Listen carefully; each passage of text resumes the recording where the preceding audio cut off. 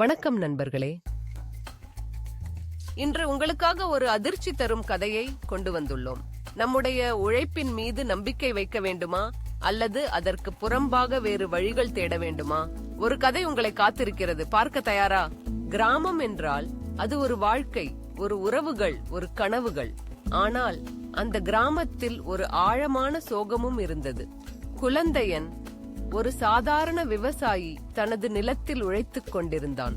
அவன் உழைப்பால் தான் குடும்பம் வாழ்ந்தது. ஆனால் ஒரு நாள் மழை வராமல் போயிற்று. நிலம் வெப்பத்தில் சுடும்போது அவன் கண்களில் கவலை. என்ன செய்வது என்று அவன் மனைவியை பார்த்தான். மழை இல்லாமல் எங்கள் வாழ்வில் எவ்வாறு உழைப்போம்? அந்த இரவின் பின்புறம் குழந்தையன் ஒரு பழைய கதையை நினைத்தான். கிராமத்துக்கு அப்பால் ஒரு பழைய கோவில் இருந்தது.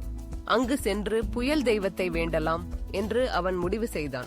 அதன் பிறகு அவன் ஒரு மாட்டை பலியிட முடிவு செய்தான். கோவிலுக்குள் நுழைந்த போது அவன் பார்த்தது ஒரு பழைய கல் சிலை. எனக்கு பலி கொடு என்ற குரல் அவன் மனதில் ஒலித்தது. குழந்தையன் மாட்டை பலியிட்டான். ஆனால் அதற்கு பிறகு மழை வந்தது. ஆனால் அது ஒரு அழிவான புயலாக மாறியது. கிராமம் முழுவதும் வெள்ளம் வந்தது. பயிர்கள் அழிந்து மக்கள் தப்பிக்க முடியாமல் தவித்தனர். குழந்தையன் தனது செயலை புரிந்து கொண்டு பயந்தான். நான் என்ன சென்றேன் என்று அவன் கேள்வி எழுப்பினான். அந்த இரவின் முடிவில் அவன் வீட்டில் ஒரு கருப்பு நிழல் தோன்றியது.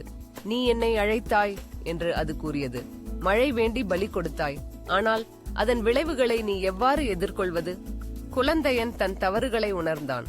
ஆனால் அது மிகவும் தாமதமாக இருந்தது. மறுநாள் கிராமத்தினர் அவனை ஒரு பிளந்த நிலத்தில் கண்டனர்.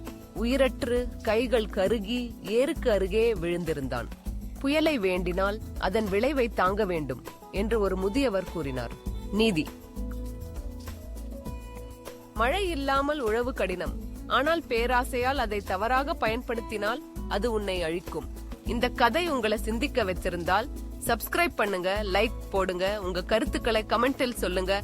அடுத்த கதைக்கு சந்திப்போம். நன்றி.